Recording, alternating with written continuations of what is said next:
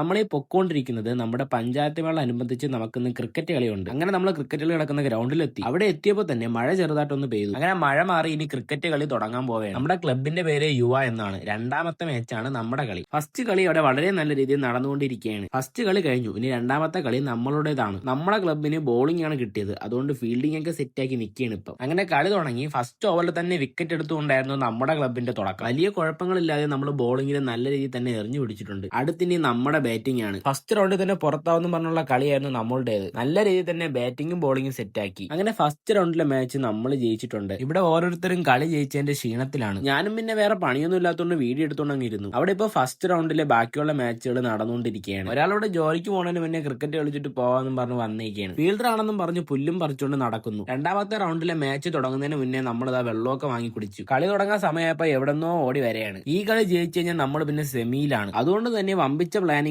കളിക്കാൻ ഇറങ്ങുന്നത്. ഈ കളിയിൽ നമുക്ക് ഫസ്റ്റ് ബോളിംഗ് ആണ്. കഴിഞ്ഞ കളി പോലെ നല്ല രീതിയിൽ എറിഞ്ഞു പിടിക്കാനൊന്നും പറ്റിയില്ല. ഇനി അടുത്ത് നമ്മുടെ ബാറ്റിംഗ് ആണ്. നമ്മളെ കൊണ്ട് പറ്റുന്ന പോലെ നല്ല രീതിയിൽ തന്നെ നമ്മൾ ബാറ്റ് ചെയ്തു. കളിയുടെ പോക്ക് കണ്ടിട്ട് എല്ലാവരും അത്ര നല്ല സന്തോഷത്തിലല്ല. അങ്ങനെ മാച്ച് കഴിഞ്ഞു. നമ്മളെ രണ്ടാമത്തെ റൗണ്ടിൽ പുറത്തായി. ഇനി അടുത്ത് ഫുഡ് എന്ന് പറയുന്ന മെയിൻ ചടങ്ങിലോട്ട് പോവുകയാണ്. ഒരു വാഴയിലയും കൊണ്ട് വരുന്നുണ്ട്. വാഴ ഇലയിൽ ഫുഡൊക്കെ വെച്ച് കഴിക്കാൻ തുടങ്ങി. ഫുഡ് തട്ടിയതും അറിഞ്ഞില്ല, ഫുഡ് തീർന്നതും അറിഞ്ഞില്ല. കളി തോറ്റ സ്ഥിതിക്ക് ഇനി നേരെ വീട്ടിലോട്ടാണ്. അപ്പൊ ഓക്കെ, ബൈ.